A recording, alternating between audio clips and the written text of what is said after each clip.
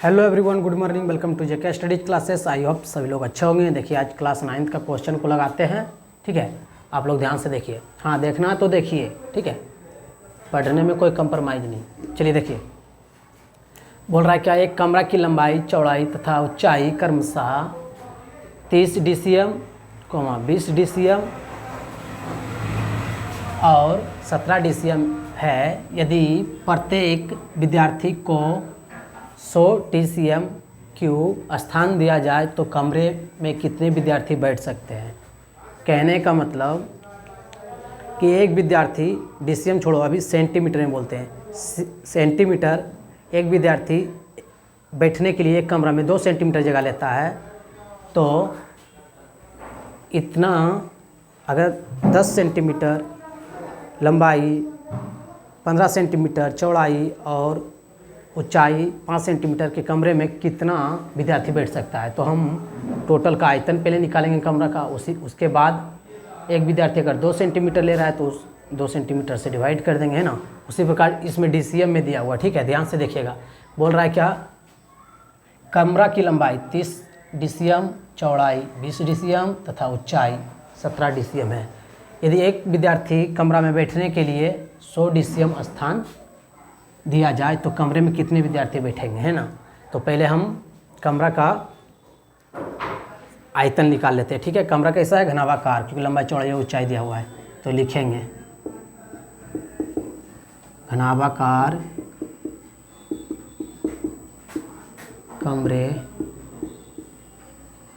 का आयतन बराबर, अच्छा, घनाभ का आयतन बराबर होता है लंबाई गुने चौड़ाई गुने ऊंचाई, मतलब L गुने B गुने H। ठीक है, तो लंबाई कितना दिया हुआ है, 30, चौड़ाई 20, ऊंचाई 17।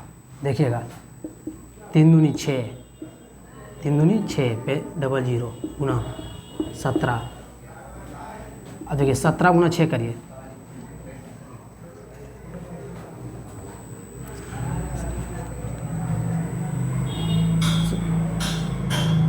17 छक्की 2 से 102 पे 00। अच्छा, आयतन निकाले हैं तो DCM क्यूब, है ना। कमरे का आयतन इतना है, ठीक है।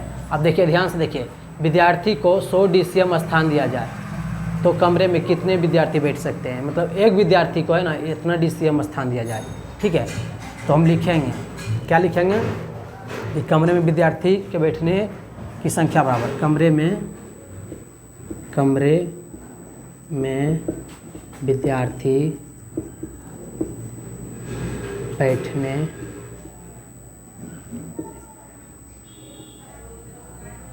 विद्यार्थी बैठने की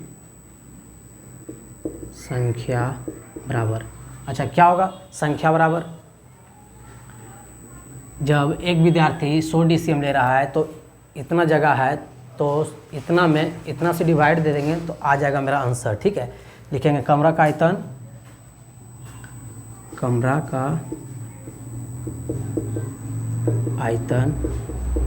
बटा एक विद्यार्थी बैठने का आयतन, एक विद्यार्थी के बैठने का आयतन। अच्छा, कमरा का आयतन तो अभी जस्ट निकाले हैं, बोले थे ना कि इतना में इतना से भाग दे देंगे तो आंसर आ जाएगा। कमरे में विद्यार्थी के बैठने की संख्या बराबर कमरा का आयतन बटे एक विद्यार्थी के बैठने की आयतन। ठीक है, तो कमरा का आयतन अभी जस्ट निकाले हैं, 2 पे 00।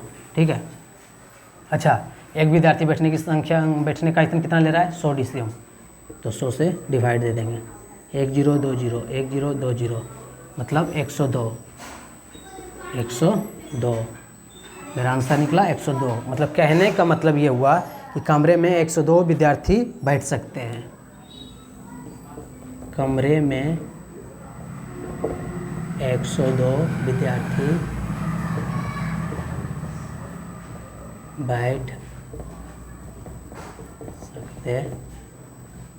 इतना करने के बाद मेरा क्वेश्चन का आंसर सही हो जाएगा। आई होप सभी लोग को समझ में आया होगा। अगर समझ में आया है तो वीडियो को लाइक करिए, शेयर करिए। धन्यवाद।